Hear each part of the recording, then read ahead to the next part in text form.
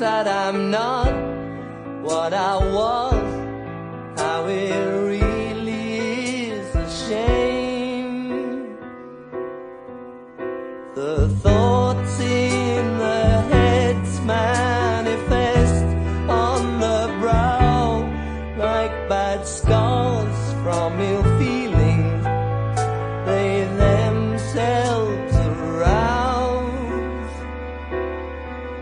so hateful of anyone that is happy or free.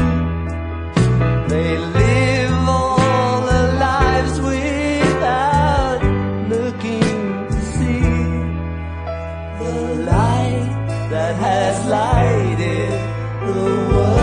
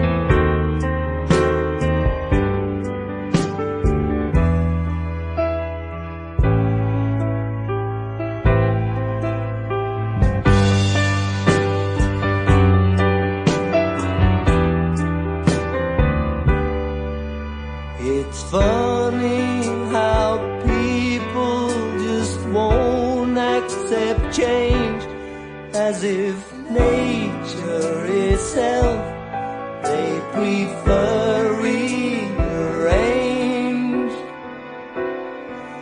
So hard to move on when you're down in a hole where there's so little chance to experience.